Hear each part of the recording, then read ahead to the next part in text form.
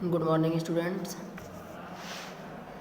Today I will teach you the remaining part of exercise chapter 13. That's the Ganga.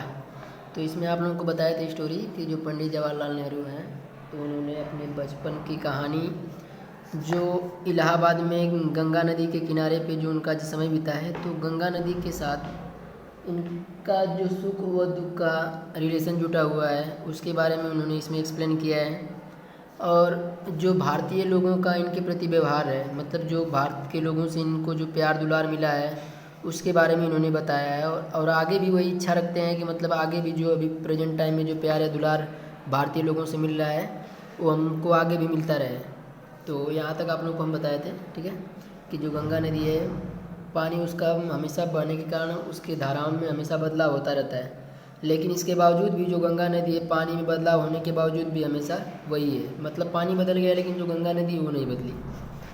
अब देखिए यहाँ से हम लोग पढ़ेंगे, smiling and dancing in the morning sunlight and dark and gloomy and full of mystery as the evening shadow fall.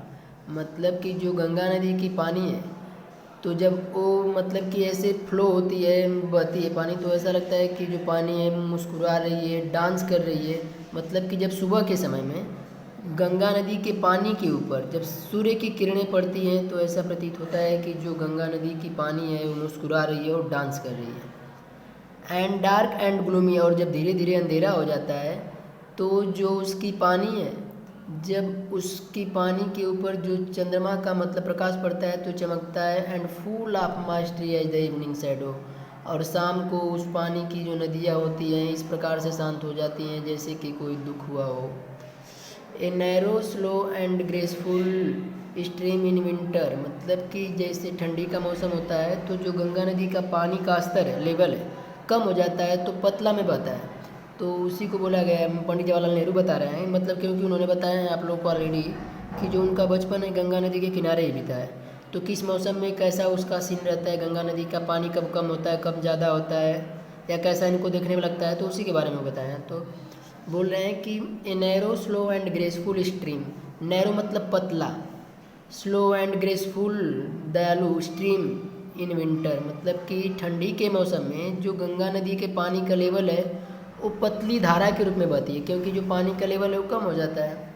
And a vast roaring thing during the monsoon, monsoon मतलब कि जब मानसून बनता है, मतलब कि जब भारी वर्षा होती है तो वास्ट मतलब विशाल, तो उस समय जब ठंडी का मौसम है तो तब पतली धारा के रूप में बह रही है, लेकिन जब गर्मी का मौसम आता है, सॉरी, जब वर्षा का समय आता है और बारिश हो जाता है तो उस समय जो पानी है वो ऐसा लगता है जब चलता है कि गरजते हुए चल रहा है। ब्रोड बोसोम्ड, बोसोम्ड मतलब गंदगी से धुला हुआ, almost as the sea and with something of the sea powers of destroy, मतलब कि जब बारिश हो जाती है तो जो गंगा नदी का पानी है गरजते हुए और चौड़ी धाराओं के रूप में चलता है और ऐसे लगता है कि इसकी पानी की जो पावर है उस समुद्र के पानी के समान हो गया है, और डिस्ट्रॉय मतलब नष्ट करना, और ऐसा लगता है कि सभी चीज़ों को जो गंगा नदी की पानी है नष्ट कर देगी, बहाकर अपने आप अपने साथ लेकर चली जाएगी चीज़ों को। The Ganga has been to me a symbol and memory of the past of India,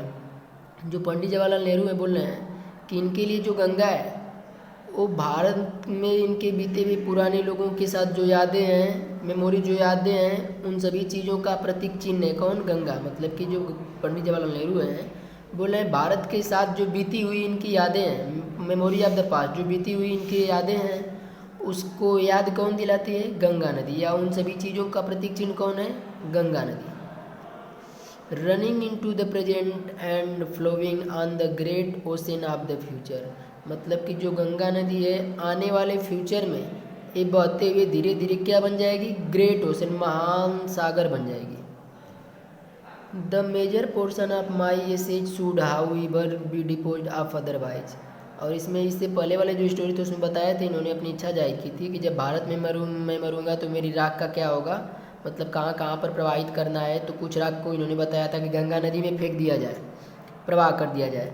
अब जो कुछ राख बचे हैं उनके बारे में बता रहे हैं। The major portion of my ashes, मेरी शरीर जलने के बाद जो राख बचा है उसको कैसे कहाँ पर फेंकना है इसके बारे में उन्होंने इसमें एक्सप्लेनेशन किया है। I want this to be carried high up into the air in the airplane and scattered, फैला देना, from that height over the fields where the peasant मतलब किसान ऑफ इंडिया, सॉयल यहाँ पर टॉयल दिया है, उसको सॉयल बना लीजिएगा आप लोग।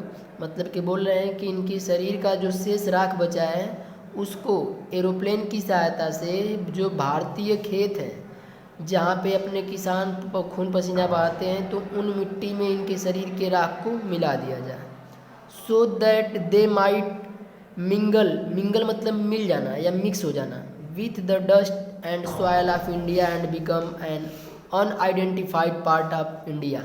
मतलब कि जो इनका राख है जब एरोप्लेन की सहायता से भारतीय ज़मीनों में गिराई जाएगी तो जो उनकी राख है उन ज़मीनों के मिट्टी में मिल जाएगी, तो मिलने के बाद भारत के अभिन्न ज़मीन का वो अभिन्न हिस्सा बन जाएगा। I have written this will and testament, will मतलब इच्छा है, in New Delhi on the 21st day of June in the year 1954। मतलब कि इन्होंने अपनी ये इच्छा कब व्यक्त की है उस समय को बता रहे हैं कि ये न्यू दिल्ली में स्थित है। उस समय जून का फर्स्ट डे है, 21 फर्स्ट डे है। मतलब कि जून के महीने में 21 तारीख को 54 वर्ष की उम्र में इस लेटर को लिखे हैं कि इनके मरने के बाद इनकी राख का क्या किया जाएगा। Thank you and have a nice day.